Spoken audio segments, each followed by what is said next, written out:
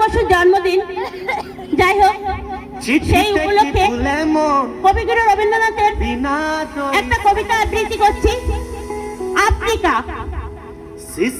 উত্থান্ত সেই আদিম যুগে স্রষ্টা যখন নিজের প্রতি অসন্তোষের নতুন সৃষ্টিকে বার করছিলেন বিধ্বস্ত, সেই অধৈর্যের ঘন ঘন মাথা নাড়ার দিনে রুদ্র সমুদ্রের বাহু প্রাচী ধরিত্রীর বুকের থেকে ছিনিয়ে নিয়ে গেল তোমাকে।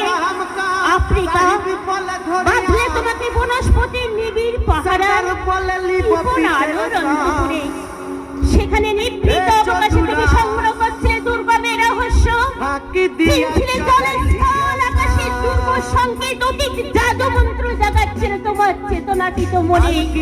বিদ্রুপ করছিলে ভীষণ ছদ্মবেশে, শঙ্কাকে চাচ্ছিলে হার মানাতে, আপনাকে উগ্র করে বিভীষিকার প্রচণ্ড তাণ্ডবে যুদ্ধবে হয় ছাত্রিতা কালো ঘুমটার নিচে অপরিচিত ছিল তোমার মানব রূপ।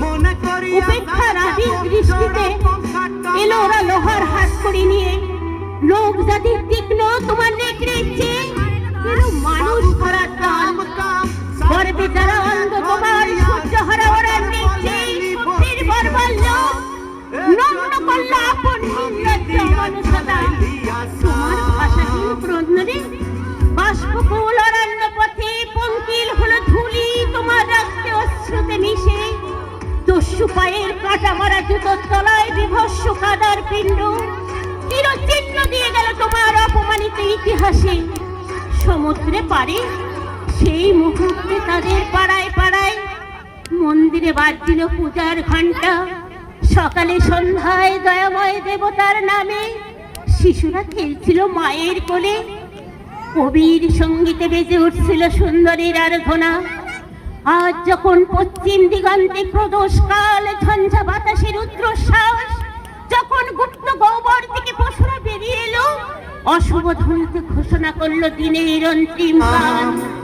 এসো যুগান্তের কবি, আসন্ন সন্ধ্যার শেষ রশ্মিপাতে দাঁড়াও ওই মান হারা মানবীর দ্বারে, বলো ক্ষমা করো হিংস্র প্রলাপের মধ্যে সেই হোক তোমার সভ্যতার শেষ পুণ্যবাণী।